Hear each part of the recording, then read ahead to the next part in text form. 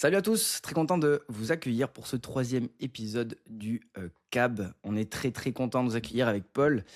Et avant de démarrer, je pense que Paul, tu te joins à moi pour vous remercier parce que on tourne cet épisode après avoir eu les retours du premier épisode qui est sorti, le prologue où on s'est un peu présenté, où on a parlé de nos parcours et tout. Et on est assez d'accord pour dire qu'on a eu des retours ultra positifs de vous tous, que ce soit sur le compte Insta de Paul, que ce soit sur le mien, même en perso. Moi j'ai reçu des WhatsApp d'anciens kinés que je connais qui ont écouté le podcast. Donc un grand merci pour vos retours. C'est un franc succès et comptez sur nous pour faire en sorte de continuer ce succès-là pour le podcast. On va vraiment tout donner pour vous apporter un maximum de positif. Et je pense que Paul, tu te joins à moi pour en tout cas accueillir un peu toutes ces bonnes nouvelles, quoi. Ouais, complètement dingue, complètement dingue. On s'attendait pas du tout à un tel accueil, hein. Je pense que tu es dans le même mood que moi. Et c'est cool, c'est cool. Encore une fois, j'avais peur que ce soit redondant. Moi, j'avais déjà une chaîne de podcast. Je savais pas trop où on allait aller avec ça. Et en fait, c'est évident que, je sais pas, le fait de fusionner un peu nos deux univers, bah, je pense que rajouter un petit peu de ton professionnalisme, de ton expertise un peu sur toutes ces thématiques, plus mon côté peut-être, je sais pas, aussi entrepreneurial, un petit peu plus stricto sensu dans la kiné, bah Ouais. ça va créer un truc de dingue. Surtout que c'était juste, comme tu l'as dit, le premier épisode. Ce qui arrive est complètement fou. On a réussi à trouver des thématiques vraiment cool pour la suite, dont l'épisode d'aujourd'hui que j'ai hâte de faire. Franchement, ça va être vraiment fun, je pense, et on risque de pas être d'accord sur tout. Mais ouais, trop cool. Merci à tous. Merci pour les avis. Merci pour les premiers abonnés, les premiers commentaires, les premiers 5 étoiles. Bref, continuer pour qu'on puisse faire des trucs de plus en plus fous, de plus en plus cool, quoi. De ouf, j'ai rien à rajouter. Et du coup, pour ceux qui ont écouté l'épisode 2, où on a parlé un peu de nos belles boulettes, hein. On a parlé de nos erreurs d'investisseurs. Donc, j'espère que vous avez apprécié cet épisode aussi. Et aujourd'hui, on va faire un truc très cool. Donc, pour ceux qui nous suivent en podcast, on va tout décrire évidemment. Pour ceux qui nous suivent sur YouTube, vous allez voir apparaître un concept que vous connaissez sûrement. C'est le concept de tier list. Paul, est-ce que tu connais un peu ce concept? Et est-ce que si tu le connais, tu peux expliquer très rapidement quel est l'objectif en fait de ce concept de tier list? Et on va l'appliquer évidemment à l'investissement et notamment aux différentes classes d'actifs, aux différents investissements qu'on peut utiliser en tant que professionnel libéral. Et on va les classer. Donc si tu peux expliquer un peu le concept, ce serait génial. Alors, oui, je suis assez familier avec le concept. Plutôt gros passé de gaming, donc, donc forcément, je connais cet univers-là.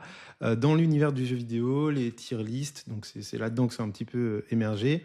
C'est l'art de classer un petit peu. Alors, ça peut être des armes, ça peut être des personnages, ça peut être des techniques, ça peut être n'importe quoi. En fait, ça va être de faire un classement. Et le classement, il est évolutif au fur et à mesure des mises à jour, en fait, au fur et à mesure que le jeu va évoluer. Voilà, il y a peut-être un personnage qui va être fort dans une méta. C'est comme ça qu'on dit, et dans une autre, il va être totalement nul. Nous, ce qu'on veut faire aujourd'hui, ici, avec Clément, c'est tout simplement l'appliquer au monde de l'investissement et à travers nos lunettes. Donc, encore une fois, on n'a pas la science infuse, on n'a pas la vérité absolue. C'est juste que nous, notre petite personne, moi, Paul, toi, Clément, on a envie de défendre un petit peu la vision qu'on a de chaque type d'investissement. On a essayé de tout regrouper ici. Et si ça se trouve, on va être super d'accord sur certains types d'investissements, parce que je pense qu'il y a certaines choses qui sont assez unanimes. Peut-être que sur d'autres, notre avis va totalement diverger. Aucune idée, encore une fois, on fait ça en live. C'est Clément qui a préparé la tier list de son côté. Il a oublié aucun type d'investissement, je pense. Et on s'est pas concerté en amont, donc vraiment, vraiment cool. Et justement, avant de démarrer, je pense que je vais faire un point sur les 11 investissements qu'on a listés. Donc, on va parler du cash délivré, donc en gros des liquidités. On va parler de l'immobilier locatif. On va parler des ETF, des SCPI, donc les sociétés civiles de placement immobilier. On va parler des fonds actifs, des OPCVM. On en parlera un peu plus en détail tout à l'heure. C'est souvent ce qui est proposé dans les assurances vie, dans les PEA bancaires, ce genre de choses. On va parler de la résidence principale, on va parler des actions individuelles, donc le fait de choisir ses actions, des matières premières, des investissements alternatifs, des cryptos, du private equity. Donc si j'ai bien compté, si les comptes sont bons, on a 11 investissements à classer. Donc je te propose qu'on démarre sans plus attendre pour ne pas faire traîner trop l'introduction via, on va dire, la classe d'actifs qui est courante chez tout le monde et qui est une obligation à mon sens, c'est le cash et les livrets. Donc, toi, Paul, tu les classerais où dans une tier list, avoir du cash et avoir des liquidités sur son livret pour différentes raisons. Tac, tac. Bon, évidemment, c'est subjectif, hein. C'est pas quelque chose une vérité absolue, mais moi, je vais être obligé de le mettre en tier A, d'accord? Donc, pour rappel, pour ceux qui sont dans le podcast, ça part de S. Donc, S, c'est excellent, c'est le top du top, d'accord? Suivi de la lettre A. Suivi de la lettre B, C jusqu'à D. D, c'est nul, voilà, c'est éclaté au sol. Et S, c'est génial. Moi, je place le cash et les livrets en A. Pourquoi? Parce que pour moi, c'est une plateforme. Pour moi, je le vois comme une plateforme tournante, une petite zone un petit peu de temporisation avant de pouvoir redistribuer vers des espaces beaucoup plus intéressants. C'est pour ça que je ne peux pas le mettre en S tiers, en fait, tout simplement. Je le mets pas en B non plus, j'aurais pu, hein, j'hésitais, hein. C'est vraiment du A, B un petit peu. Parce que rendement de garder ton cash dans ton portefeuille, en fait, ça te rapporte pas d'argent. Au contraire, t'en perds, comme l'avait expliqué Clément dans l'épisode précédent, avec un mécanisme simple qui est l'inflation. Plus le temps passe, moins 1 euro en fait, tout simplement. On le voit avec les kebabs, on le voit avec un petit peu tout. Et les livrets, quant à eux, alors eux, ils permettent d'avoir un petit peu de rendement, d'accord? Quand on parle de rendement, c'est un pourcentage. Tu as déjà entendu un livret A à X%, donc à 1,5%, à 2%, bref, toutes ces choses-là. Mais ça reste ultra faible, d'accord? Donc c'est un des pires investissements en tant que tel. Par contre, en tant que plateforme, vraiment en tant que stand-by, ben, il vaut mieux avoir soit du cash dispo pour pouvoir sauter sur des opportunités. Voilà, une petite baisse de l'économie, baisse, on va voir après, hein, si la crypto baisse, ça peut être intéressant. Si l'immobilier baisse dans ta zone, bah, ça peut être intéressant d'avoir pas mal de cash dispo pour aller solliciter encore du levier bancaire auprès de ta banque. Et sur un livret, on le voit aussi dans ma formation, c'est vaut mieux laisser un petit peu de trésorerie sur tes livrets, que ça travaille au moins un minimum avant peut-être de payer tes mensualités ou trimestrielles de Carpinco, URSSAF, etc. Donc voilà pourquoi pour moi c'est en A. Maintenant j'ai hâte d'écouter bah, toi, comment tu vois tout ça, Clément? Alors moi, je le mettrais en B, parce que B, c'est la moyenne. Donc comme l'a dit Paul, c'est S, A, B, C et D. Donc B, c'est la moyenne. Et moi, je le mettrais en B pour la simple et bonne raison que, en fait, le cash et les livrets, tu l'as très bien dit, mais c'est uniquement là pour répondre à des objectifs très court terme. En fait, moi, quand je travaille avec les personnes, je travaille toujours sur les objectifs d'investissement, qu'est-ce qu'ils veulent faire avec leur argent et les horizons. Les horizons, c'est super important parce que plus tu as un horizon d'investissement long pour investir, plus tu peux prendre du risque. Plus tu as un horizon d'investissement court, moins tu peux prendre du risque. Et là, le cash et le livret prennent tout leur sens parce qu'en réalité, c'est le plus sécurisé. Le cash, les livrets, c'est de l'argent qui n'est pas à risque du tout, sur lequel il y a un très faible taux d'intérêt, mais c'est comme pour tout investissement, en réalité, il y a toujours les deux faces d'une même pièce, hein, c'est le rendement, la performance que tu peux obtenir d'un placement, et de l'autre côté, le risque. Donc, le cash et les livrets sont là pour répondre à des objectifs très court terme, comme l'épargne de sécurité, comme la trésorerie, pour la dynamiser un tout petit peu, ta trésorerie professionnelle. Ça peut être aussi pour prévoir un projet court terme, par exemple. Euh, Tu parlais tout à l'heure d'immobilier. En fait, quand tu parlais de saisir des opportunités, c'est très vrai, et ça, je suis assez d'accord avec toi. Mais en réalité, tu vois, si tu sais que tu as envie de faire un projet immobilier, c'est à toi, en amont de ce projet-là, de le préparer et donc d'avoir une poche, du coup, de liquidité pour pouvoir faire un apport pour ce projet-là. Donc en fait, pour moi, moi, je le mettrais en B. Alors après, on verra où est-ce qu'on le classe finalement, mais moi, je le mettrais en B parce que finalement, c'est ni bien ni pas bien, c'est juste le socle de tout patrimoine équilibré avec des liquidités qui permettent de répondre à ses projets court terme, de répondre à sa sécurité. Et encore une fois, la sécurité, quand on parle d'investissement, c'est ultra, ultra important pour la simple et bonne raison qu'on le verra par la suite, mais quand on investit, il y a toute la psychologie de l'argent qui rentre en jeu et toute la psychologie du coup des décisions. Donc, si on ne se sent pas en sécurité, on prend des décisions émotionnelles et on prend de mauvaises décisions au mauvais moment et c'est ce qui fait qu'on acte des pertes, notamment sur des investissements plus risqués. Donc pour moi, voilà, c'est pour ça que je le mets en B, on va dire à la moyenne, parce que c'est la base du patrimoine pour répondre à ces objectifs-là. T'en penses quoi du coup? Tu le mettrais plutôt en A ou en B? Non, mais écoute, on est aligné sur le fond. Moi, j'accorde beaucoup d'importance à la sécurité. J'accorde beaucoup d'importance aussi à la friction. Et avoir du cash dispo, je sais que ça rassure beaucoup, beaucoup de professions libérales de santé.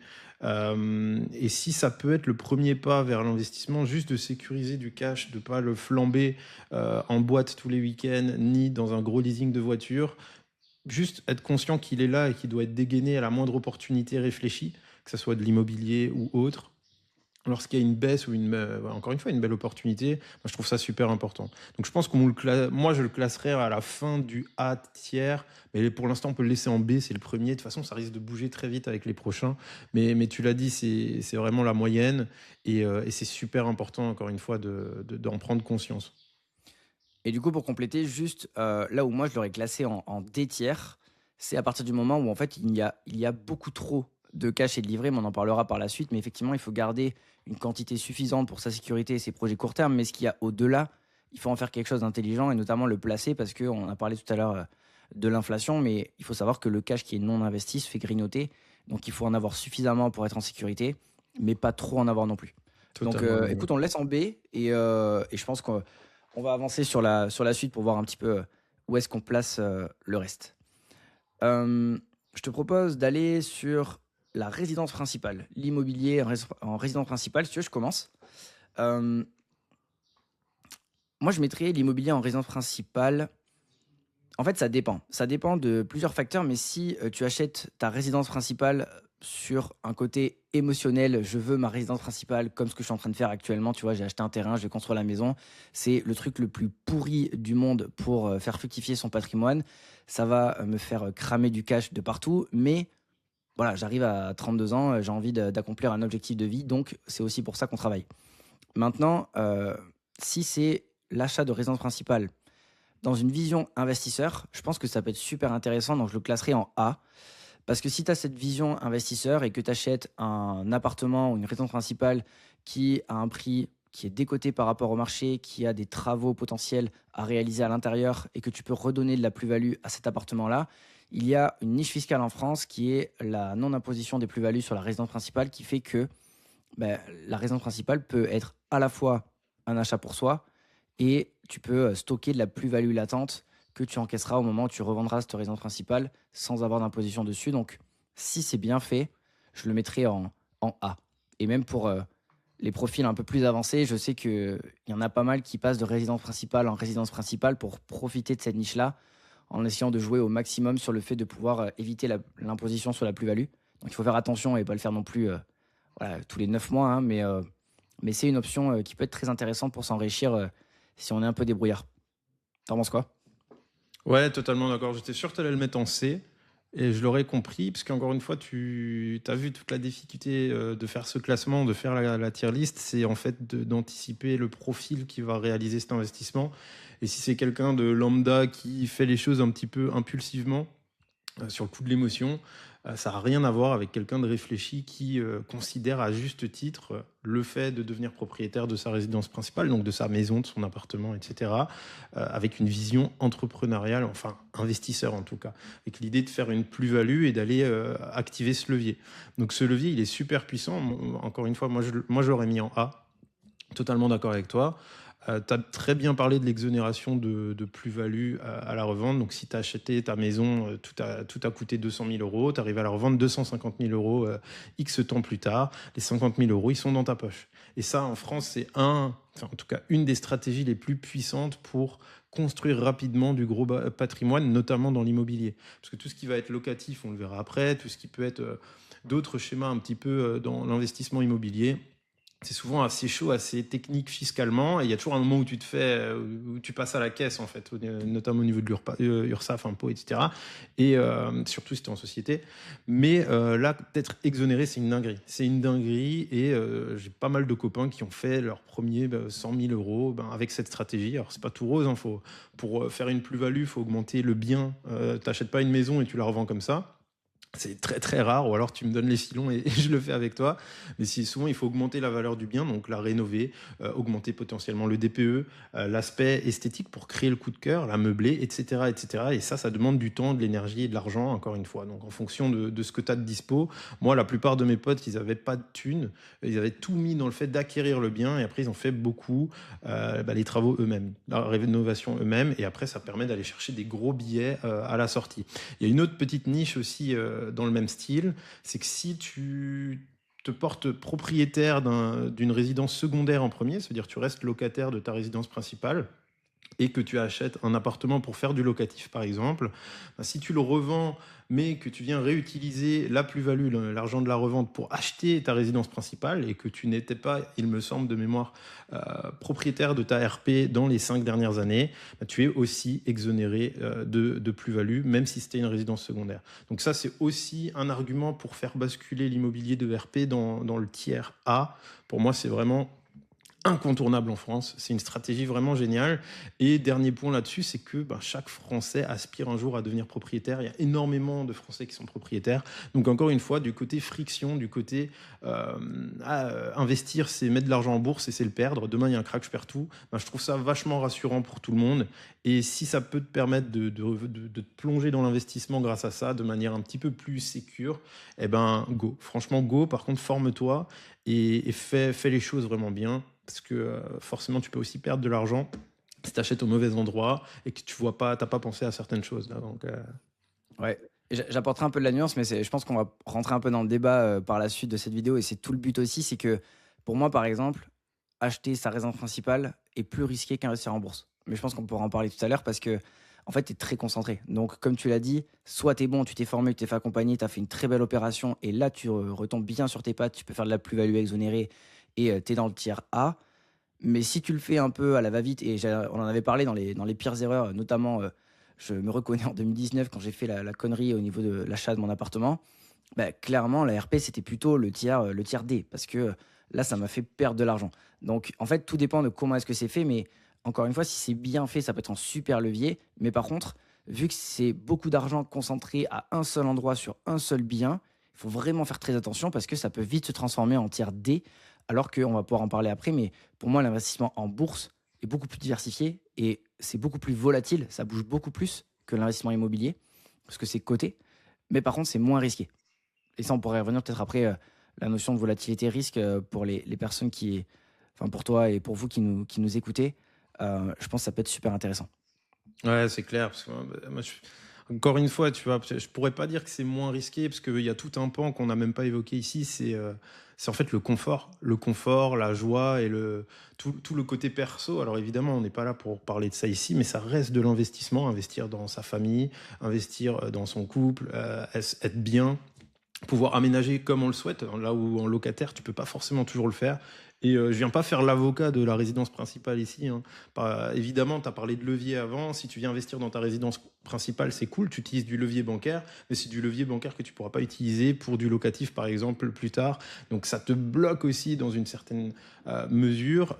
Tout comme, à l'inverse, ça te donne aussi un certain crédit bancaire, là où quand tu es propriétaire, les banques te prêtent aussi, c'est le petit paradoxe, beaucoup plus. Surtout si tu as déjà bien anticipé, bien remboursé ton emprunt, si tu es avancé de ce côté-là, ça peut faciliter les choses, notamment dans le côté pro. Parce qu'évidemment, si ça se passe mal, ils peuvent saisir la maison et du coup, c'est un petit peu plus sécure pour eux. Donc, c'est bien que tu nuances. On a une vision légèrement différente là-dessus, tu vois, mais tu as tout résumé en fait. Ça dépend de comment tu fais les choses Ouais. et ce que tu en fais en fait. En fait, je suis pas certain qu'on ait des visions différentes, mais je pense qu'on a des appétences et des compétences différentes, ce qui fait qu'on se sent plus sécure dans chacun de nos classes d'actifs de prédilection. Je pense que toi, c'est l'IMO, moi, c'est plus l'investissement financier. Et en fait, je pense qu'on va un peu retomber sur nos pattes chacun de notre côté, mais c'est aussi, je pense qu'on va montrer par A plus B que le fait d'apprendre dans un domaine nous rend beaucoup plus confiants et à l'aise avec ce qu'on va détenir, donc c'est très cool. Pour 100%. avancer un peu, pour trancher justement et faire le lien, on va parler des ETF. Alors, je sais que pour le coup, toi, tu investis sur des ETF, si je ne me trompe pas, tu as commencé un petit peu à le faire. C'est souvent un des premiers investissements en bourse qu'on fait quand on comprend que c'est super intéressant de le faire par soi-même. Donc, les ETF, où est-ce que tu les classerais?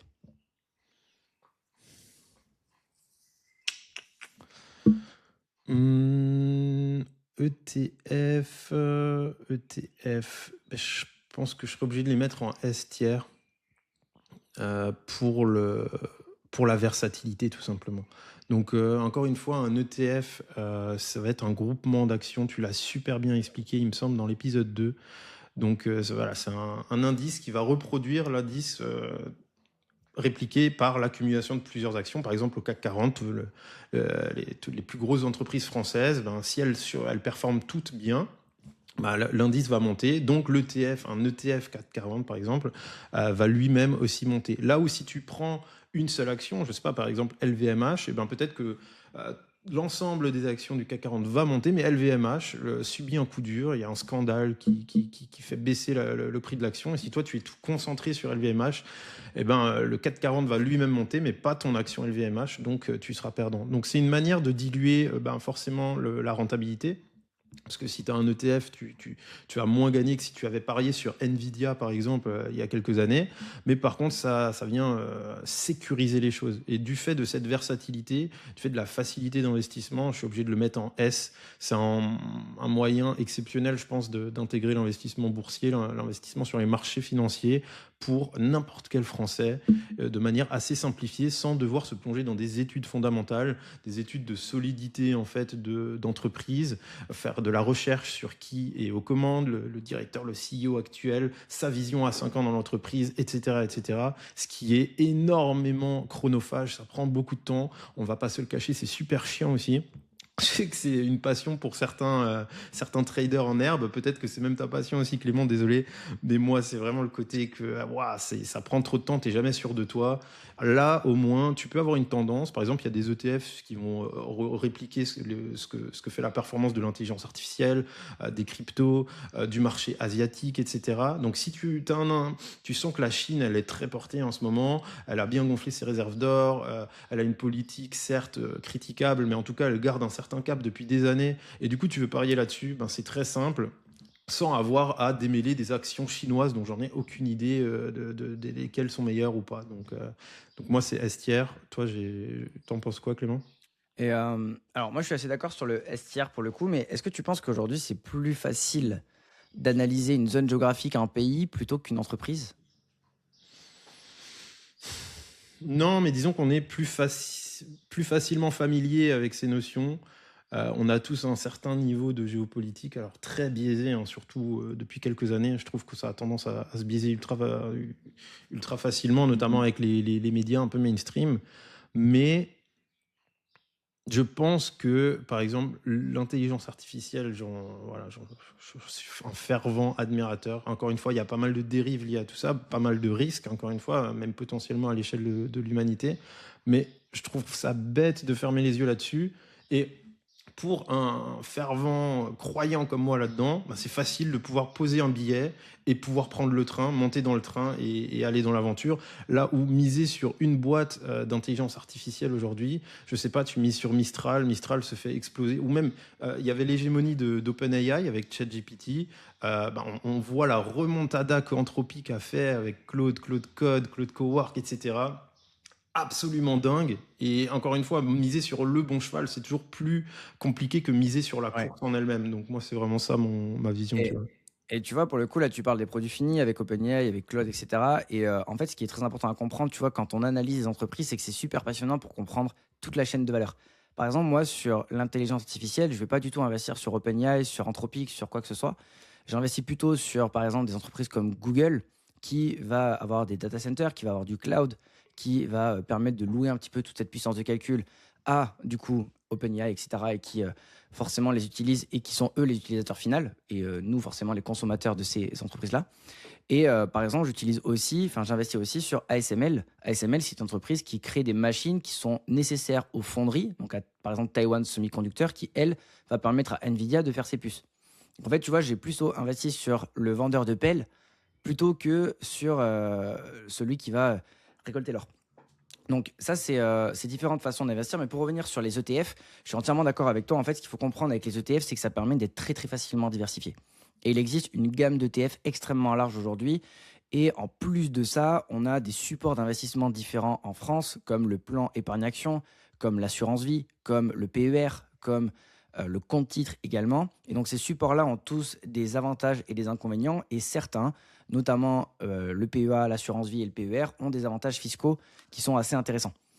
Et l'avantage en fait du PEA par exemple et d'investir en ETF sur le PEA, c'est qu'on peut investir dans le monde entier avec ces ETF-là, donc répliquer une performance par exemple du marché américain, répliquer la performance du marché mondial et donc avoir la performance moyenne de la bourse, peu importe ce qui se passe. Alors l'avantage, c'est que tu es très diversifié et que tu es quasiment sûr de faire la même performance que la bourse dans sa généralité.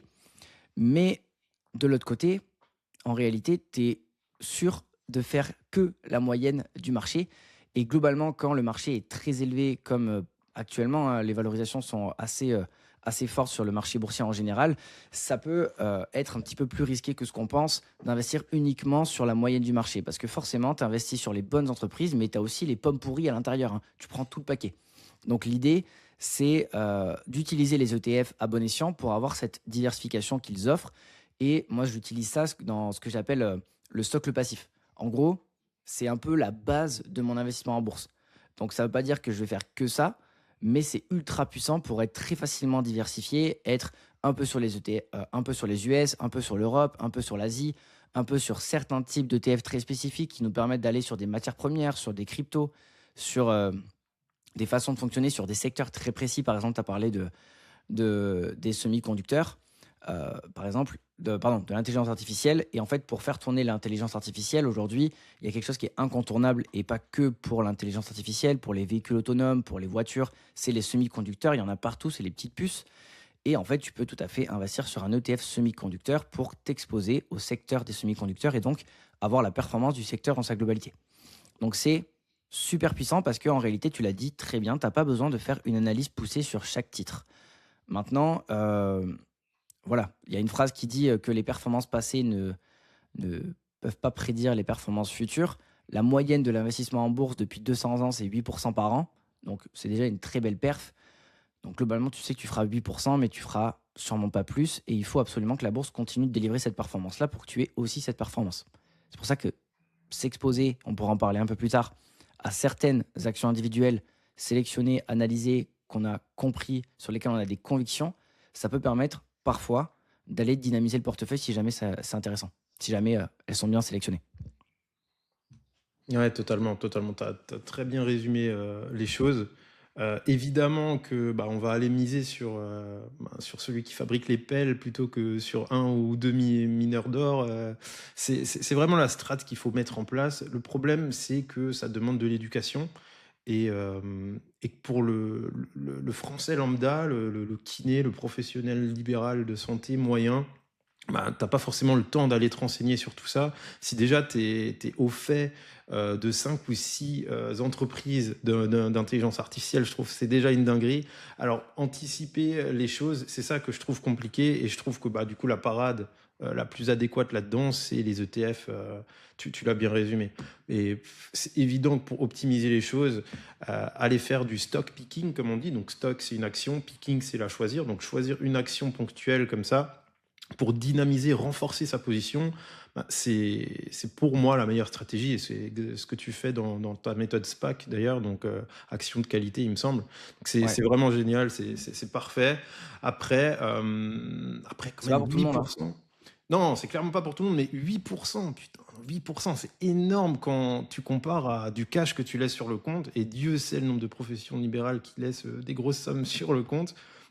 Moi, je l'ai mis en tiers A à la base, cash livret. C'était pour que ça soit transitoire, court terme. Si tu laisses ça 6 mois, 1 an, 2 ans, ça décale en D directement. C'est horrible.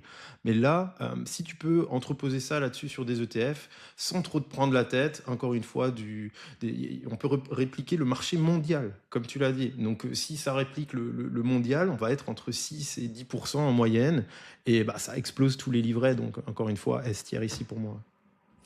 Ouais, et en fait, tu vois, pour un peu parler de ce dont on a parlé jusqu'ici, globalement, si tu es kiné, par exemple, et que tu as à la fois du cash pour ta sécurité court terme, que tu as du cash pour ta trésor, que tu as fait un bon achat de RP sur laquelle tu as sécurisé la plus-value parce que tu as fait des travaux, tu as acheté en dessous du marché, et que tu arrives à générer de l'épargne à travers ton activité de kiné, que tu arrives à la mettre de côté, et que cette épargne-là, vu que tu n'en as pas besoin à court terme et pour d'autres projets, que tu investis cette épargne pour commencer à créer un portefeuille en bourse avec des ETF, bah, tu as tout compris. Parce que, en gros, tu utilises tous les leviers, en tout cas les premiers leviers qui sont à ta disposition, c'est-à-dire être en sécurité, l'immobilier, faire de l'effet de levier, donc aller solliciter la banque pour lever de la dette et emprunter, et ensuite investir sur des ETF pour dynamiser l'épargne liquide que tu as et qui est stagnante si tu ne le fais pas. Donc, pour le coup, S-tier pour les ETF, on est bien d'accord là-dessus. Du coup, pour trancher, je te propose qu'on parle des fonds. Donc, les Alors juste OPCVM. avant, Clément, je me permets, vu Ouais. qu'on n'a pas fait la distinction, ça serait super pertinent. Euh, Tout ton cheminement, il est parfait. C'est exactement, tu as un peu de thunes de côté, trésorerie pour sécuriser tout ça. Tu as déjà ta RP, tu as réfléchi avec logique, tu as acheté dans un bon quartier qui va s'apprécier avec le temps. Peut-être qu'il y a un tram ou une gare de train qui va être mise en place, etc. Tout ça, tu as fait des bons travaux. Tu arrives dans l'entonnoir final, enfin semi-final, qui est les ETF, les bourses. Ben, comment, dans quelle enveloppe, toi, tu remplirais en premier? Est-ce que ce serait plutôt un compte titre, d'accord? Donc un compte en bourse qui n'a aucun avantage fiscal en France. Est-ce que tu remplirais d'abord un PEA? Est-ce que tu remplirais d'abord une assurance vie? C'est quoi le plus pertinent pour toi? Et évidemment, chaque enveloppe qui a des avantages en France, elle a aussi ses limites, hein. Tu en as un petit peu parlé avec le plan épargne action avant. Mais toi, tu remplirais quoi en premier? Alors, c'est une question qui est très vaste et du coup, je vais prendre le temps d'y répondre parce que pour le coup, on va en parler pour la première fois sur le podcast. Mais en fait, ce qu'il faut comprendre déjà, c'est que la plupart du temps, quand vous allez déléguer vos investissements, on va vous proposer deux choses. C'est le PER et l'assurance vie. Pourquoi? Parce que sur ces deux enveloppes-là, il y a des mandats de gestion. Donc moi, je suis gestionnaire de patrimoine aujourd'hui. J'ai deux sociétés, hein, pour rappeler. J'ai la partie formation, accompagnement pour faire devenir autonome les personnes que j'accompagne. Ça, c'est une chose. Et ensuite, j'ai le cabinet de gestion de patrimoine où j'accompagne vraiment de manière personnalisée, comme si tu allais voir ton conseiller bancaire ou un conseiller en gestion de patrimoine qui a pignon sur rue. Ben, j'ai exactement les mêmes diplômes et le même fonctionnement. Donc je sais comment fonctionnent les deux camps.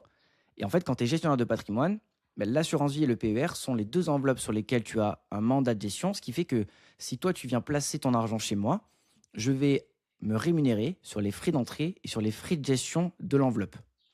Donc, c'est exactement pour cette raison-là que l'assurance vie et le PER sont proposés direct. C'est les premières enveloppes qui sont proposées, notamment aux professionnels libéraux, parce que les gestionnaires ont la main dessus. Alors que sur le PEA et sur le compte titre, malgré tous les avantages qu'ils ont, les gestionnaires n'ont pas la main dessus. C'est en train de se développer un tout petit peu, mais c'est très peu le cas. Et ça, c'est une des premières choses à comprendre, c'est que le PEA et le compte titre ont beau, à mon sens, être de meilleures enveloppes quand tu débutes ta carrière, quand tu es en dessous de 30, 40 ans, parce que tu as un horizon d'investissement très long, elles vont pas t'être proposées parce que les personnes qui te font des conseils en investissement ne sont pas rémunérées sur ces enveloppes-là, sauf s'ils travaillent aux honoraires. Ça, c'est un autre point. Donc ça, c'est le premier point. Deuxième point, il y a toute la partie fiscalité et tous les avantages. Donc l'assurance vie, pourquoi est-ce que c'est très intéressant? C'est très très intéressant pour la partie transmission. Donc on a un abattement au niveau de la transmission du capital de l'assurance vie de 152 500 euros par bénéficiaire. Donc ça, c'est extrêmement intéressant parce que ça permet de voilà, léguer une grosse partie de son patrimoine sans frais de succession, en tout cas des frais de succession beaucoup moins élevés que si c'était en dehors de l'assurance vie. Et ensuite, au bout de 8 ans, on a un abattement de 4 600 euros par personne pour ne pas avoir à payer l'impôt sur le revenu. Et donc, on a juste les prélèvements sociaux à payer. Donc, on a une fiscalité qui est moins élevée. Donc, l'assurance vie peut être intéressante, mais ce qu'il faut comprendre, c'est que l'assurance vie, c'est un contrat avec un assureur. Donc, pour toutes les assurances vie du marché, il y a des frais de gestion qui sont plus ou moins élevés en fonction de là où tu vas. Mais ces frais-là vont impacter ta performance à long terme. Donc si toi, ton objectif, c'est de capitaliser, c'est de construire du patrimoine et ce n'est pas transmettre ton patrimoine, parce que sûrement que si tu nous écoutes, tu es en train de développer voilà, ton activité de kiné, ta carrière, et peut-être que certains sont en fin de carrière et pour eux, ça peut être pertinent, mais pour la majorité, je pense, des personnes qui nous écoutent sur ce podcast, vous êtes plutôt dans une phase de capitalisation. Donc le but, c'est de construire du patrimoine. Donc l'assurance vie, je la mettrai pas en top tiers pour le coup. Et ensuite, tu as le PEA et le compte titre.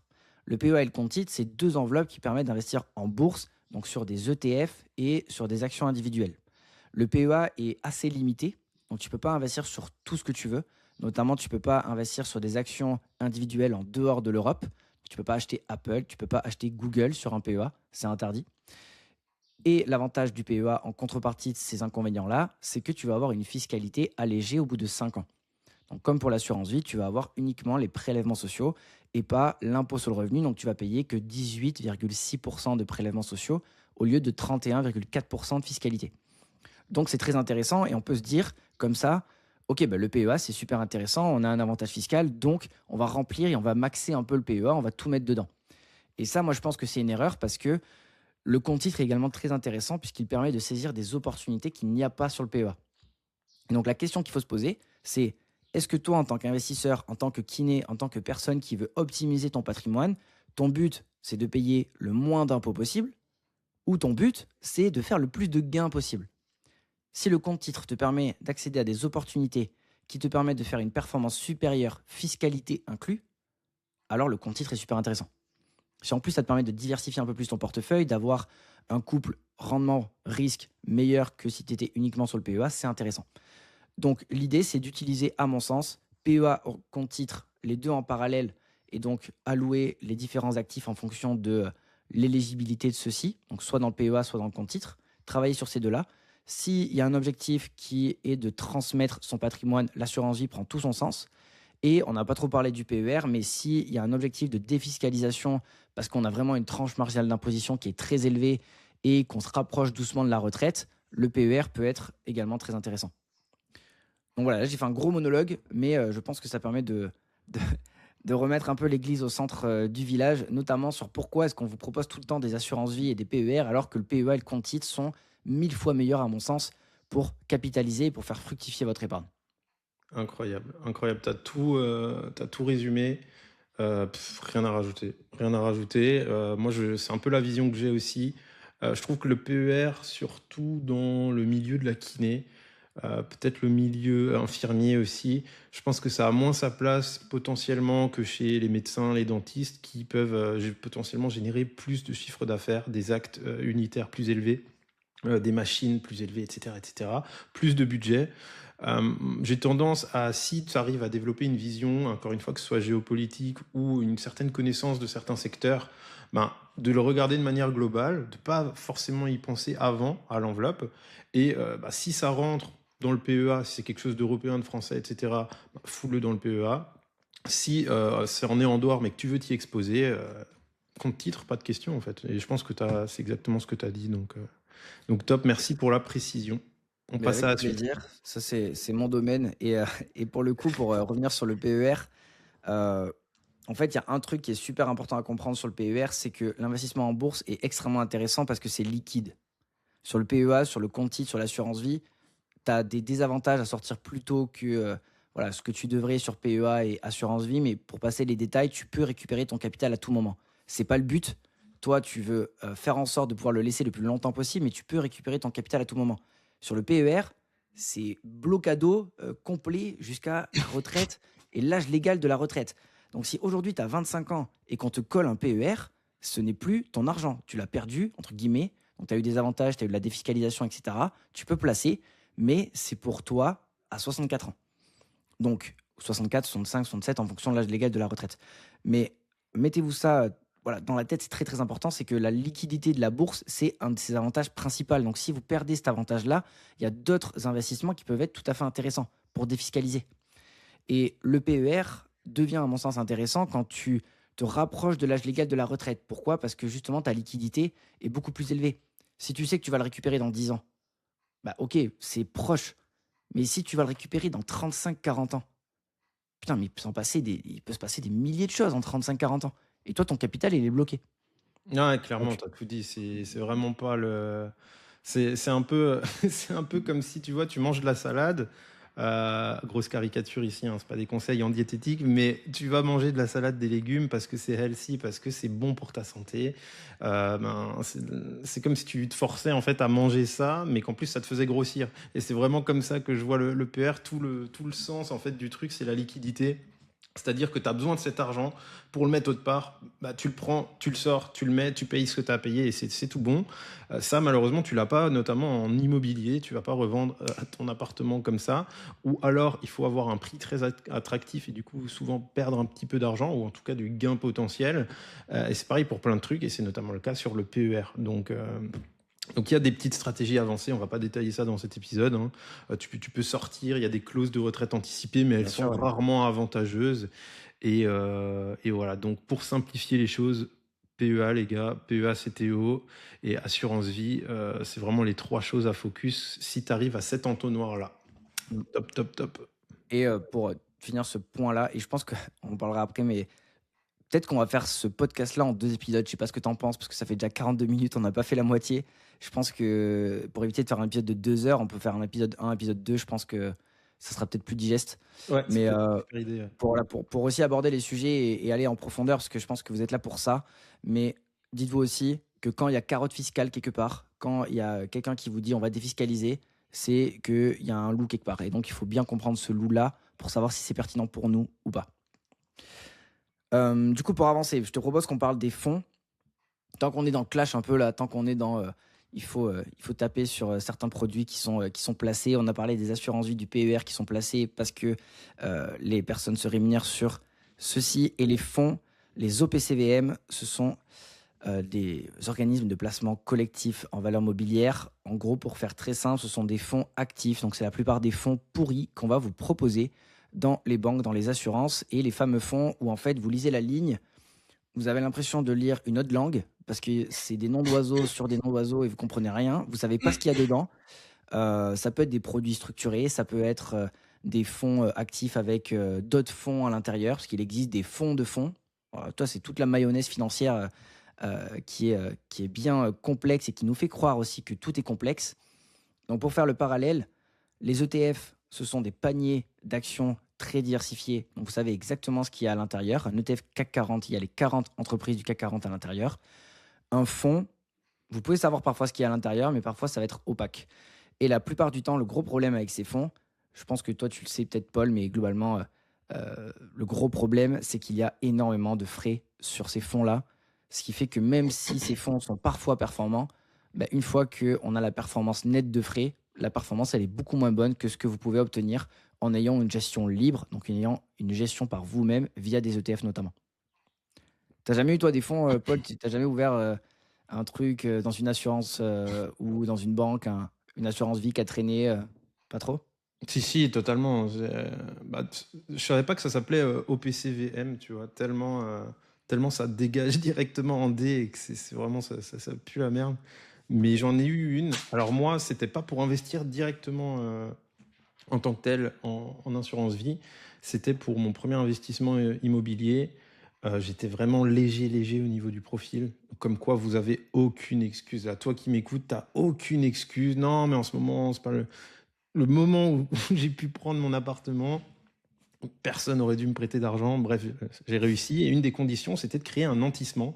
Donc, de créer en fait une enveloppe. Dans ce cas-là, c'était une assurance vie auprès de ma banque. Et évidemment, que si déjà ils me laissaient le financement pour mon appartement, j'avais pas du tout le droit de choisir. J'ai bien évidemment essayé. Est-ce que je peux piloter mon assurance vie? Ça va pas être possible, mon gars.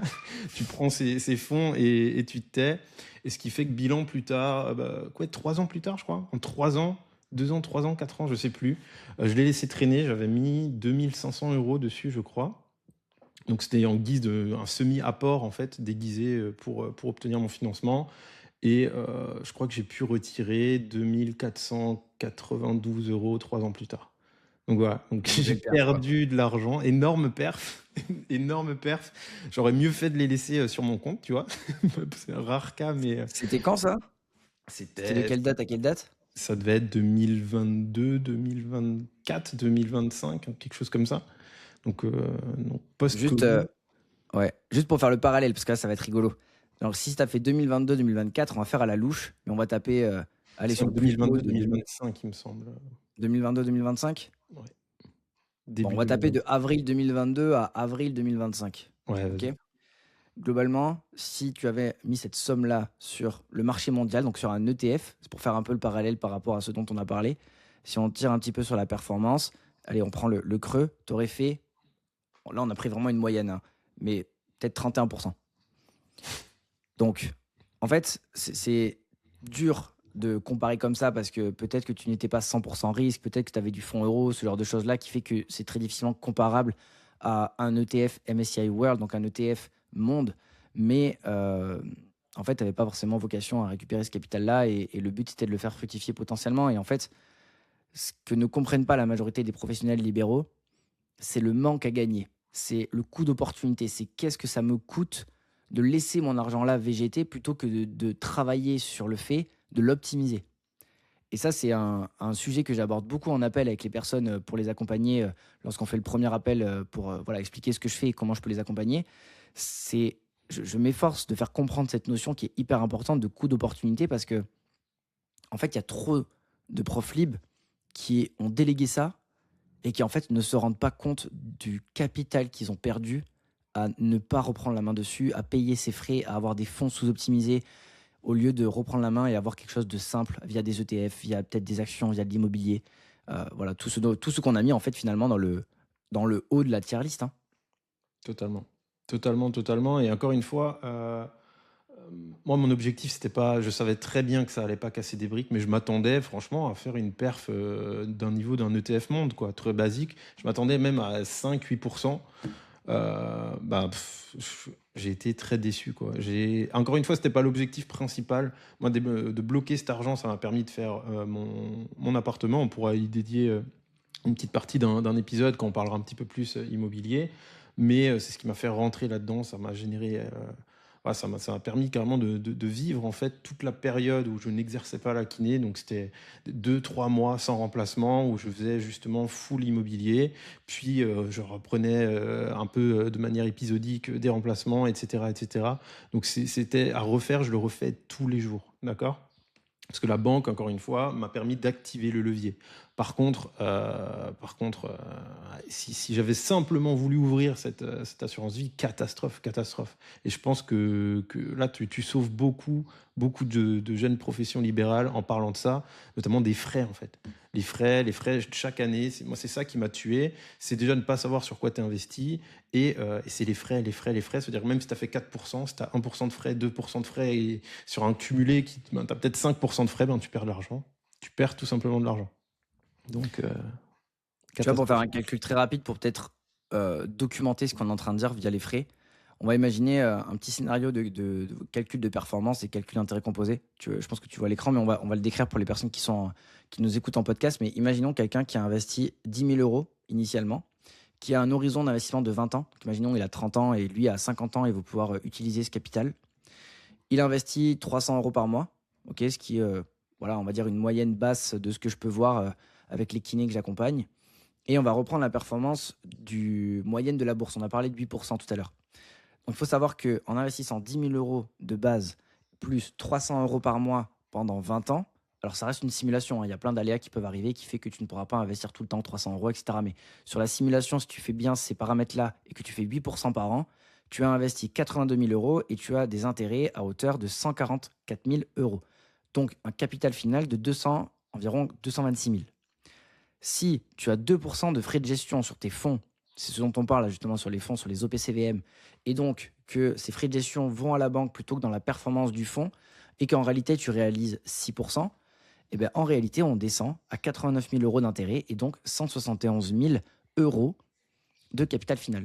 Ce qui fait que factuellement, le fait de ne pas gérer tes investissements, de le déléguer avec des personnes qui mettent des fonds chargés en frais, etc., pour se rémunérer dessus, parce qu'encore une fois, hein, c'est parce qu'il y a une rétrocommission sur ces frais-là, tu as perdu, en tout cas, tu as un manque à gagner de 50 000 euros que tu ne verras jamais, parce que tu ne t'en rendras pas compte. Mais si tu avais fait bien les choses et si tu avais optimisé, tu aurais eu 50 000 balles de plus au bout de 20 ans. Et ça, Incroyable. c'est trop peu connu. Incroyable. C'est complètement dingue. C'est énorme. Si tu le ramènes à une année, ça fait quoi? Ça fait 2500 euros? Bah, si tu le ramènes à une année, ça fait 50 000 divisé par 20. Et ça fait 2 500 euros par an. Donc ça fait, on va dire, un 2500 13e mois. euros. Un 2500 13e mois. euros par an pour des frais chaque année. Enfin, c'est une dinguerie. Donc, il faut en parler, il faut en parler. Là, on l'a rabâché pendant cet épisode, c'est top. Ouais. J'espère que tu l'as compris. On en reparlera, que ce soit sur Instagram, sur d'autres épisodes. Mais c'est une dinguerie. C'est une dinguerie. Bon, je te propose qu'on en fasse un dernier, qu'on en fasse peut-être un peu plus léger pour peut-être clôturer cet épisode. On aura fait la moitié et comme ça, on fera ce qui reste dans l'épisode 2. Donc, n'hésite pas à nous dire en commentaire si tu veux l'épisode 2 aussi, commente épisode 2 SVP ou un truc comme ça. Ça va nous booster un Please, peu le please. référencement. Le nom de code pourri, c'est épisode 2 SVP. Aïe, aïe, aïe. Du coup, on peut parler un peu des investissements alternatifs, si tu veux. On en parlait un petit peu au tout début en off avant le podcast. Donc, les investissements alternatifs, qu'est-ce que c'est? Ce sont tous les investissements qu'on peut considérer comme assez peu liquides et peu communs. Là-dedans, on va pouvoir intégrer les montres, on va pouvoir intégrer les véhicules de collection, on va pouvoir intégrer le vin, l'art, les cartes Pokémon, les trucs à collectionner, ce genre de choses. Donc ça, c'est très alternatif pour le coup. Où est-ce que tu le mettrais, toi, dans la tier list? Mmh. Moi, à titre perso, c'est indéniable, je le mettrais en S. Je le mettrais devant même les ETF. Non pas forcément pour ce que tu as cité, quoique j'ai mon beau-père qui a une cave à vin qui a fait foi, je sais pas combien. On s'est amusé l'autre jour, il y avait un week-end en famille, repas de famille, et il me montrait le prix en francs auquel on pouvait acheter certaines bouteilles. C'est incroyable. Incroyable, c'est un scandale. Donc il y a de très bons investissements à faire là-dedans, mais déjà, il faut aussi connaître. Mais pourquoi je le mets en S? C'est parce que c'est la seule catégorie qui va représenter aussi le fait d'investir sur soi-même que je vois dans la liste. D'accord? Et c'est pour moi l'investissement qui aura le plus changé ma vie, c'est d'investir sur moi-même, c'est d'investir aussi dans mes entreprises, de ne pas avoir peur de le faire. Et aujourd'hui, c'est largement l'investissement le plus rentable que j'ai pu faire, loin devant l'immobilier, loin devant n'importe quoi, même la kiné. C'est euh, c'est le fait d'avoir cru en moi, en fait, d'avoir su payer des formations, Mm. que ce soit pour comprendre un petit peu mieux l'univers d'Instagram, pour comprendre un petit peu mieux l'univers des finances, de la fiscalité, de la comptabilité, pour comprendre. Et l'investissement, c'est pas forcément de l'argent, hein, bien évidemment qu'on en parle, on parle de ça ici, mais ça peut aussi être du temps et du temps d'attention à te renseigner, à te perfectionner sur ces sujets. Et donc, forcément, ce qui est alternatif, ça va aussi être la formation de ta personne dans différents domaines. Et c'est gigantesque, juste gigantesque. Pareil, je vois pas aussi tout ce qui est métaux précieux, métaux physiques ici. Bien évidemment qu'il existe Sur des la... ETF. Ouais. Matières C'est- premières. Ok, d'accord. Yes, Donc ça, matière première, on va tout avoir l'or, etc. bah On ça, en on parlera, va je le pense. laisser pour le prochain épisode. Mais voilà, après, il y a tout ce qui est art, super intéressant, mais beaucoup plus risqué ici. Bien évidemment, si on parle que d'art, de voitures, de collection, même de vin, il faut une expertise. Tu vas pas prendre juste une vieille bouteille de vin et vouloir faire un x10. Ça, c'est vraiment pour les aficionados, pour les experts, ceux qui ont mélange passion et investissement. Comme toi, il me semble que c'est ce que tu as fait, Clément. Tu vas nous en parler rapidement. Il me semble que tu as une belle voiture. Je pense que ça découle d'une passion. Tu t'es pas dit, waouh, je vais full opti, il me faut une voiture, je vais opti jusqu'à ma voiture, alors qu'en fait, tu t'en fous de la voiture. Je pense que pour toi, c'est un vrai plaisir de rouler cette voiture. Je pense que tu n'as peut-être pas le Bluetooth, tu n'as peut-être pas les sièges chauffants, massants, etc. Donc, forcément, ça a un petit peu un revers de la médaille de s'intéresser à tout cet univers, mais ça peut être sympa. Mais encore une fois, moi, c'est pas pour ça que je vais le mettre en S, c'est vraiment pour le fait d'investir sur soi-même. Et toi, t'en penses quoi, Clément, de tout cet univers alternatif? Alors, ouais, je pense que j'aurais séparé les deux parce que tu as entièrement raison. Je pense que l'investissement sur soi-même, je l'aurais mis en S. Comme tu l'as dit, tu as dit quelque chose de très vrai, c'est que si je n'avais pas cru en moi et si je n'avais pas investi sur moi-même, sur mes compétences, sur mes connaissances, en temps, en argent, peu importe comment tu le fais, je ne serais pas du tout là où je suis aujourd'hui. Donc, je serais sûrement toujours kiné, ce qui n'est pas du tout une plaie, hein. Au contraire, j'aimais bien mon métier avant, mais voilà, l'évolution que j'ai eue ces dernières années, c'est parce que je suis ultra curieux et que ben, voilà, je me suis nourri de tout que j'ai pu trouver et tout ce qu'on a pu m'apporter. Et c'est ça qui a fait que ben, mes revenus ont explosé, que mon patrimoine aussi a suivi, que j'ai une aisance financière aujourd'hui qui me permet de faire tout ce que je veux. Donc ça, c'est le premier point. Et ça, je l'aurais mis en S. Maintenant, si on parle uniquement des investissements alternatifs, type voiture, art, vin, collectionnable, moi, je l'aurais plutôt mis en C parce que ça peut être très intéressant si tu es un expert du domaine, mais la plupart du temps, c'est très peu liquide. Donc en fait, tu as beau avoir des bouteilles de vin qui ont une valeur exceptionnelle, tu peux trouver des acheteurs, mais les acheteurs vont être quand même plus rares et tu vas pas pouvoir le revendre en appuyant sur un bouton comme sur un ETF par exemple.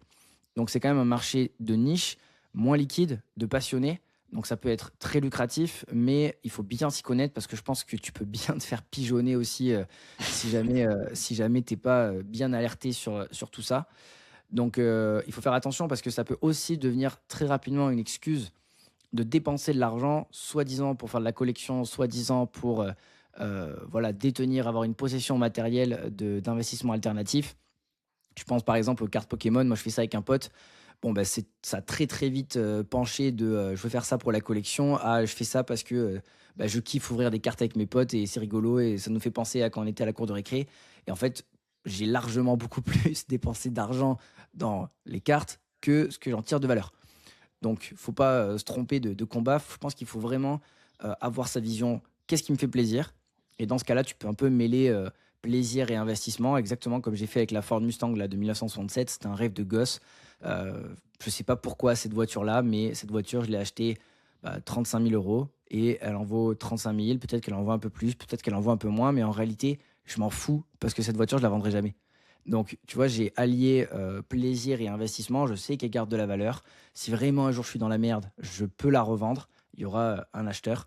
Mais je ne l'ai pas fait pour ça. Donc, je pense que l'alternative, ça vient un peu tout en haut de la pyramide des investissements. Tu vois, tu as le cash tout en bas. Tu as peut-être l'immobilier, les ETF en étape 2. En étape 3, tu peux avoir un peu plus de dynamisme avec de l'immobilier pardon, locatif, peut-être des actions individuelles, peut-être un petit peu de crypto par exemple, qui est quand même un actif dont on parlera dans l'épisode 2. Et tout en haut, tu peux avoir quelques investissements alternatifs, je pense, pour voilà, compléter ton patrimoine. Mais il ne faut pas que ce soit. Voilà, je vois des personnes qui mettent tout là-dedans, quoi. Donc, sauf si tu es un expert de ouf dans un domaine très spécifique qui te permet d'avoir un avantage concurrentiel sur tout le monde, et là, oui, tu peux faire beaucoup d'argent. Mais si tu n'es pas cette personne-là, fais attention, parce que tu risques de te faire avoir par ce genre d'experts-là qui du coup, eux, ben voilà, auront et verront les belles opportunités beaucoup mieux que toi. Ouais, totalement, totalement. Je l'aurais même mis en D, je pense. Si t'enlèves, j'étais obligé de sauter sur cette perche d'investir en soi-même, parce que je pense que pour toi comme pour moi, c'est ce qui a changé notre vie. Voilà, faut être honnête, c'est vraiment d'avoir investi dans nos compétences pour développer tous les écosystèmes qu'on a pu développer chacun. Donc voilà, pas de langue de bois ici, pas de chichi. Si maintenant on reste dans la strate, comme tu l'as dit, investissement alternatif pur, on n'a pas parlé des montres ici, mais ça peut être des montres, des bijoux, ça peut être n'importe quoi, des statues, des tableaux. Ça dégage directement en D, encore une fois, pour la bonne raison que tu as déjà évoquée, c'est le faux côté rassurant, mais en fait c'est un achat plaisir. Achat plaisir, non, mais je me rassure que, alors oui, dans ton cas, tu vois, ta voiture, entre acheter une Clio 3 neuve, full équipée, ou ta Ford Mustang, je pense que dans 20 ans, il y en a une des deux qui vaudra beaucoup plus que l'autre. Il y en a une qui aura perdu pas mal de valeur, mais ça reste des cas quand même assez rares. Spécifique. Ouais, exactement. Et toi, tu avais déjà aussi une certaine expertise, une passion là-dedans, donc c'est différent. Moi, je trouve que c'est un faux argument pour t'acheter des beaux tableaux, une belle montre. Ouais, je m'achète une Rolex, ça perd pas de valeur. Ouais, mais si tu t'étais pas acheté ta Rolex, en fait, et si tu l'avais mis sur un ETF, ça aurait pu changer ta vie. On l'a vu avant, hein, 10 000 balles et 300 euros par mois, sur 20 ans, à 8%, ça monte à 225 000 euros et plus. Et pour 2% en moins, tu chutes, tu perds quasiment 50 000 balles. 2 500 € par an, je répète. C'est complètement Ouais. dingue.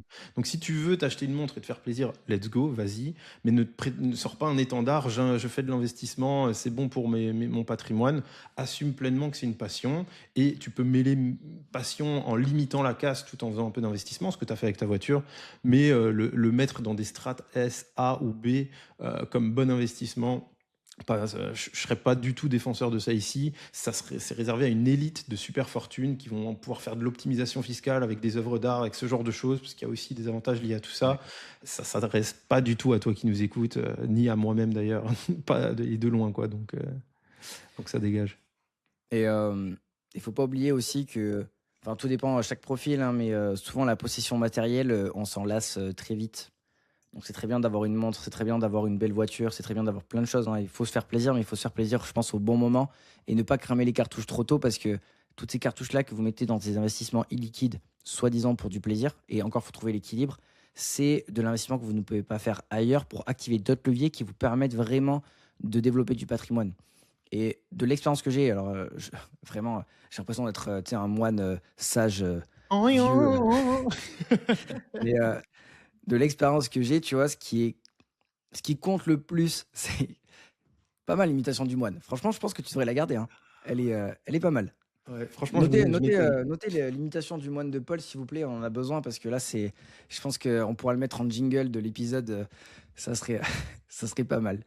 Mais du coup, non, ouais, ce que je voulais dire, c'est que globalement, la possession matérielle, c'est très bien, ça fait plaisir, mais ce qui reste, c'est les expériences et le fait de pouvoir faire ce que tu veux, avec qui tu veux, quand tu veux. Cette liberté-là, ça n'a pas de prix et je pense que l'expression, elle vient de là. C'est que globalement, beh, voilà, acheter une montre, ne te fera pas avoir des souvenirs, exceptionnels, avec d'autres personnes donc je vais pas épiloguer là-dessus parce que je pense que vous avez compris un peu le sujet, mais c'est voilà, faut pas se tromper. Merci Clément, bah, tu as 100% raison. Ouais. Et merci pour ta sagesse. C'était Ah, purée. Non, mais les moines Paul et Clément. ouais, c'est ça, on va se raser le crâne pour l'épisode suivant et mettre une touche. Non, mais c'est vrai que on donne tellement de conseils que moi aussi j'ai déjà eu, c'est pour ça que j'étais mort de rire. J'ai aussi eu cette impression de faire Père Castor, moine Shaolin, je sais pas quoi, mais pour finir un peu sur une note de conseils, c'est vrai qu'on a un peu craché sur les investissements alternatifs. Euh, je te propose, à toi qui nous écoutes, de voir ça un petit peu sous un autre angle et peut-être de le voir en phase 4 ou 5. Ça veut dire, ok, tu as du cash sur tes livrets, matelas de sécurité, t'es très bien. Tu as un petit peu d'argent qui transitionne parce que tu sais qu'à horizon 6-8 mois, tu vas investir dans l'immobilier. T'es très bien, tu as peut-être un premier appart ou ta résidence principale, tu as déjà ouvert un PEA et un CTO qui sont plutôt bien fournis, tu as des virements automatiques qui sont en place. Bah, là, c'est vraiment, tu es dans le top 10, top 5%. Il y a énormément de monde qui n'ont pas un système aussi abouti que ça, alors que tu peux Ouais. encore aller plus loin. Mais ce que tu peux faire, c'est simplement te poser des objectifs.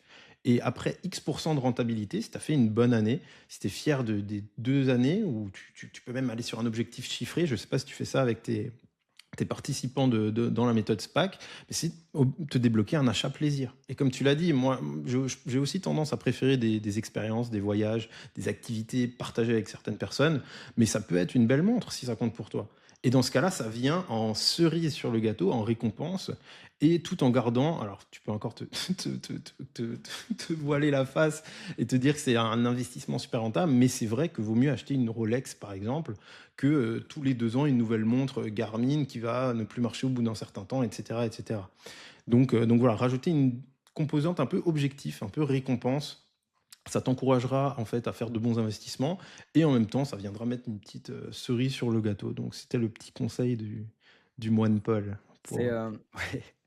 Putain, faudrait pas que ça reste ça parce que ça pourrait être rigolo, hein. Mais moine Clément, dirait qu'il faut, ses objectifs sont super importants. Tu as parlé d'un truc très, très fort, c'est que en fait, on est tous drivés par un point d'arrivée, tu vois? Et par exemple, ça peut être du patrimoine, mais je sais que je m'étais mis des paliers de patrimoine net et bon, j'y suis pas encore, mais je sais que le jour où j'atteindrai le 1 000 000 de patrimoine net, bah, j'ai promis à et du coup, bah, je le redis ici, tu vois? Je le dis, ouvertement, mais j'ai promis à ma copine que je l'emmène aux Maldives. Son T'as plus rêve, le choix, plus de retour en arrière là, c'est voilà, c'est- c'est c'est dit, c'est enregistré. acté, c'est signé, je suis mort et le voyage aux Maldives, pour ceux qui ont déjà été là-bas ou ceux qui ont déjà regardé, ça coûte extrêmement cher. Donc bon, écoute, il faut parfois se faire plaisir, ça serait, déraisonnable de le faire tout le temps, mais il faut aussi se faire plaisir. On n'est pas là pour devenir les plus riches du cimetière, comme on dit par chez moi, mais il faut utiliser, le capital à bon escient. Je pense qu'on a fait un bon tour, ça fait 1h05 qu'on est, sur ce podcast. Donc pour faire un résumé, on a en S tier, donc en top de la liste, les ETF. En dessous, la résidence principale, mais bien fait, attention, donc avec tout ce qu'on a dit tout à l'heure. En B, le cash et les livrets. Et ensuite, en D, on a les fonds avec les frais et l'alternative entre le C et le D en fonction, pareil, de votre expertise. Et pour l'épisode 2, il va nous rester 6 classes d'actifs. Il va nous rester le private equity, il va nous rester l'immobilier locatif, la crypto-monnaie, les SCPI, les actions individuelles et les matières premières, dont justement les métaux précieux, l'or, l'argent, etc. Nickel, bah écoute, je pense que tu as tout dit, Clément. Encore une fois, c'est une discussion légère. Là, si j'ai pas lu tous les derniers articles ou vu tout, étudié chaque performance de chaque actif avant de faire la tier list. C'est plutôt quelque chose issu de notre expérience à tous les deux ici. On a vu que sur certaines choses, on est un peu moins d'accord. Mais bon, globalement, sur tout ce qu'on a vu, on se rejoint quand même. Mais bien évidemment que ça va dépendre pour la plupart de ces investissements de ton profil et de ton état d'esprit quand tu fais les choses. Euh, une résidence principale, c'est le meilleur exemple. Tu peux perdre pas mal d'argent si tu fais les choses mal, mais la plupart du temps, si tu viens garder cette maison pendant 5 ans, que tu n'as pas trop mal acheté et qu'en plus tu as réussi à la chérir, à améliorer un petit peu ce bien, ben, c'est évident que le jour où tu vas la transmettre, tu vas pas perdre d'argent, sauf à cause, voilà, tu as un mauvais endroit, le quartier qui s'est détérioré, etc., etc. Donc là où je veux en venir, c'est ça dépend de ton profil. Chaque type d'investissement est bien, peu importe le profil. C'est juste qu'ici, on a essayé de faire quelque chose de lambda et forcément qu'il y a une petite touche de nos appétences. Donc j'espère que ça t'a plu. J'espère que tu as trouvé de la valeur. J'espère que tu as pu découvrir en fait hein, les fonds au PCVM, je sais pas quoi là, mais ce qu'il ne faut pas connaître parce que ça reste en D. Il faut jamais souscrire à ça. Je le connaissais pas. Merci Clément pour ton expertise là-dessus. Écoute, hâte de faire l'épisode 2 parce qu'il reste pas mal à dire sur les trucs à noter encore là. C'est vraiment cool. Ouais, je pense qu'on aura de quoi faire encore une bonne heure. Et pour finir l'épisode, ben, encore une fois, n'hésitez pas à nous faire part de vos retours, hein, donc à commenter. On lit les commentaires, ça nous permettra aussi d'avoir des idées pour les prochains sujets. De mettre 5 étoiles si vous nous écoutez sur les plateformes de podcast, ça permet de référencer celui-ci parce qu'il est tout récent, donc forcément, on a aussi besoin de votre aide pour le lancer. C'est très important pour nous. Et puis voilà, je pense qu'on vous dit à dans 2 semaines, parce qu'on va essayer de tenir ce rythme, hein. Pour le moment, on est bien, on a même de l'avance. Donc on va essayer de tenir ça et on revient avec ce deuxième épisode sur les 6 classes d'actifs qui nous restent. Nickel. À très vite Poussez, tout le monde. likez, commentez, 5 étoiles et on se voit très vite. Ciao, ciao. Ciao.